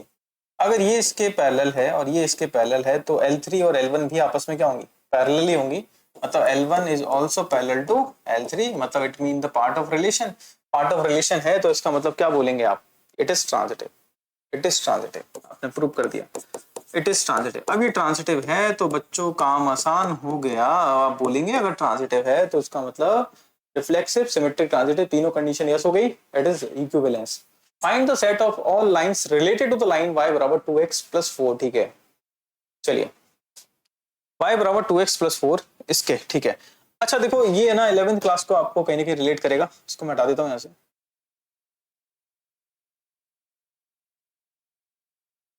ये कह रहा है इसके है ना रिलेटेड कौन कौन सी लाइनें हो सकती हैं, उनको आप मुझे बता दो एक बार। कहने का मतलब ये है, लाइन दे रखी है आपको y बराबर 2x plus 4, comparing the line, comparing the line with y बराबर mx प्लस सी। अगर इससे कंपेयर करते हैं तो आप इस जगह से एनालिसिस करते हैं कि भाई ये लाइन y की जगह y है, x की जगह x है और c की जगह 4 है और m की जगह पे कितना है 2। तो यहाँ से आप कंपेयर करेंगे m बराबर कितना है 2। इसका मतलब इसका स्लोप क्या है 2। स्लोप का मतलब tan थीटा किसके बराबर है 2। अब अगर मैं बात करता हूँ इसी के रिलेटेड, अगर मुझे लाइन लिखनी है, इसके रिलेटेड लाइन लिखनी है, तो इसका मतलब जितना एंगल इसका है एक्स एक्सिस के साथ, जितना स्लोप इसका है उतना ही स्लोप दूसरी लाइन का होना चाहिए, उतना ही स्लोप दूसरी लाइन का होना चाहिए। ठीक है, स्लोप मतलब अगर दो लाइन के बीच में एंगल बराबर है, एंगल बराबर का मतलब मैं थोड़ा सा इजी कहूं तो एंगल 0 होना चाहिए या 180 होना चाहिए, ये मतलब है। ठीक है, अगर एक लाइन एक्स एक्सिस के साथ अगर 30 डिग्री बनाती है, अगर आपने ऐसी एक्स एक्सिस के साथ अगर क्या करते हैं हजारों लाइनें बना देते हैं जो कि क्या बना रही हैं 30 डिग्री बना रही हैं, तो वो सभी लाइनें आपस में कैसी हो जाएंगी पैरेलल हो जाएंगी। समझ पा रहे हो कैसी हो जाएंगी पैरेलल हो जाएंगी। तो इस लाइन का मतलब क्या है by using the slope m बराबर 2 जितनी भी लाइनें होंगी, ठीक है, वो सभी लाइनें क्या हो जाएंगी। अगर मैं यूनिवर्सली बात करूं तो y बराबर 2x plus any constant value. ठीक है, c असल में ये इंटरसेप्ट को रिप्रेजेंट करता है। यहाँ पे c बराबर कितना आ रहा है 4, इसका मतलब इंटरसेप्ट कितना है हमारा 4 है, मतलब कितना कट कर रहा है इंटरसेप्ट कितना है हमारा 4 है, बस इसके अलावा और कुछ इन्फॉर्मेशन नहीं मिल रही। ठीक है, तो y बराबर 2x प्लस सी उन सभी लाइनों को रिप्रेजेंट करेगा जिनका स्लोप क्या है 2, मतलब x एक्सिस का एंगल कितना है tan थीटा कितना है उसका 2, tan थीटा 2 है तो इसका भी tan थीटा 2, तो इसका मतलब एंगल क्या है 0 डिग्री है, दोनों लाइनों के बीच में 180 डिग्री है, इसका मतलब ये कैसे होगी पैरेलल। तो ये सभी उन सभी लाइनों के सेट को रिप्रेजेंट करेगा y बराबर 2x प्लस सी। ठीक है, क्लियर है बच्चों, 14 क्लियर हो गया होगा। चलिए बढ़ते हैं आगे, अब दो ही क्वेश्चन बच रहे हैं इसमें, एक तो 15 और एक 16। ठीक है, late R be the relation in the set 1, 2, 3, 4। Very good, set दे दिया है आपके पास। मैं थोड़ा सा इसको इजीली बता देता हूं, A1, 2, 3, 4 चार एलिमेंट दे दिए और रिलेशन दे दिया रोस्टर फॉर्मेट में, बड़ा इजी कर दिया बच्चों। 1, 2, 2, 2 देख पा रहा हूं मैं, 1, 1 आप भी देख पा रहे होंगे इसको। ठीक है, आगे 4, 4 बच्चों ये जो मैनर है क्वेश्चन देने का बड़ा इजी होता है, इसमें हमें बिल्कुल भी जोर नहीं आता। क्यों? क्योंकि ना यहाँ से हम बहुत इजीली क्या कर लेते हैं रिलेशन को जज कर सकते हैं, रोस्टर फॉर्मेट, और दैट इज 3, 2। तो अब यहां से थोड़ा ऑप्शन के साथ जाएंगे तो थोड़ा इजी रहेगा बच्चों। ठीक है, क्यों रहेगा इजी? अगर 1, 2, 3, 4 अगर इस जगह क्या दे रखे हैं आपके चार एलिमेंट्स हैं, तो रिफ्लेक्सिव होने के लिए तो 1, 1 भी होना चाहिए, 2, 2 भी होना चाहिए, 3, 3 भी होना चाहिए, 4, 4 भी होना चाहिए। तो चेक करो, 1, 1 है, 2, 2 है, 3, 3 है, 4, 4 है। इसका मतलब इट इज रिफ्लेक्सिव। रिफ्लेक्सिव पे क्या कर देना है यस कर देना है, भाई रिफ्लेक्सिव तो है। अब रिफ्लेक्सिव यस किस किसके अंदर है? इसके अंदर भी रिफ्लेक्सिव यस है। ये केस किसको रिप्रेजेंट करता है? रिफ्लेक्सिव यस को रिप्रेजेंट करता है, रिफ्लेक्सिव यस को। ठीक है, ये वाला केस कैंसिल हो गया। ठीक है, ये अभी भी सही है, रिफ्लेक्सिव पे यस कर रहा है। ठीक है, और ये रिफ्लेक्सिव पे यस कर ही रहा है अभी भी। ठीक है, अभी तक आपके पास कितने ऑप्शंस ओपन हो गए? ठीक है, अभी आपके पास एक ऑप्शन एलिमिनेट हो चुका है, अभी 3 ऑप्शंस हैं आपके पास। अब है ना थोड़ा सा सिमेट्रिक को चेक कर लेते हैं, क्योंकि थोड़ा इजी है उल्टा पुल्टा चेक करना। ठीक है, तो उल्टा पुल्टा चेक कर लेते हैं एक बार। उल्टा पुल्टा कैसे? 1, 2, 2, 1 नहीं है, 2, 1 is not the part of relation, relation का हिस्सा नहीं है। इसका मतलब सिमेट्रिक पे क्या हो जाएगा? नो हो जाएगा, सिमेट्रिक नो। ठीक है, इसका मतलब इसमें तो सिमेट्रिक यस था, नो होते ही ये ऑप्शन क्या हो जाएगा? गलत हो गया भैया। ठीक है, इसमें सिमेट्रिक यस होता है तो इसलिए ये ऑप्शन गलत हो गया। नॉट सिमेट्रिक, ये अभी तक यस चल रहा है, सिमेट्रिक नॉट सिमेट्रिक ये गलत हो गया। ठीक है, और आपका ये पहले ही गलत हो गया। इसका मतलब which option is correct? B option is correct answer. ठीक है, R is reflexive and transitive but not symmetric. Transitive check करने की जरूरत ही नहीं है, क्वेश्चन खत्म हो गया। ठीक है, क्लियर है बच्चों? कैसे? रिफ्लेक्सिव यस था, सिमेट्रिक नो था। सिमेट्रिक नो होने की वजह 2, 1 पार्ट ऑफ रिलेशन नहीं है, और भी तरीके थे, 2, 3 भी नहीं है, बहुत सारे केसेस में नहीं है। तो मैं यहाँ से कह सकता हूँ भाई ये नहीं है। ठीक है, बढ़ जाओ आगे। ठीक है, और क्वेश्चन नंबर 16, ये लास्ट क्वेश्चन है आपके इस एक्सरसाइज का, ठीक है।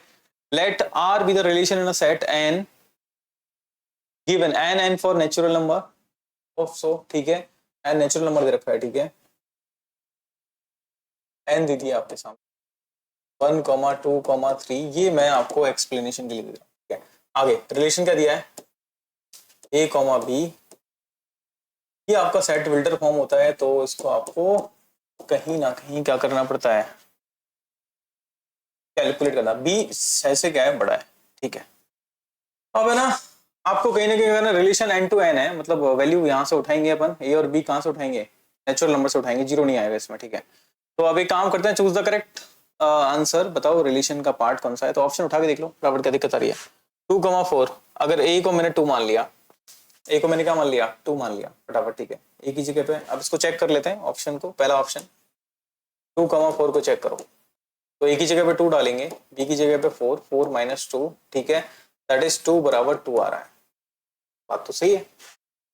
और बी क्या होना चाहिए, 6 से बड़ा होना चाहिए, तो यहाँ पे ऑब्जर्व किया B is not equal to 6, B 4 है, तो ये वाला तो गलत हो गया, ठीक है। तो इसका मतलब अब चेक किसको करना है, 3, 8 को चेक करना है, चेक कर लो भाई, ठीक है। 3, 8 को चेक करेंगे तो यहाँ पे 3 रख दिया, 8 रख सकते हैं, 8 - 2, तो 8 में से 2 लेस करने पर 3 नहीं आता, मतलब ये वाला भी गलत हो गया। आप 6, 8 को चेक करो, 6 बराबर 8 - 2, हाँ ये 6 बराबर क्या हो गया, 6 हो गया, और here b is greater than 6 also, it mean C option is correct, C option is correct. Clear है बच्चों, आपका सी ऑप्शन क्या हो जाएगा, सही हो जाएगा, डी ऑप्शन को चेक करने की आपको आवश्यकता।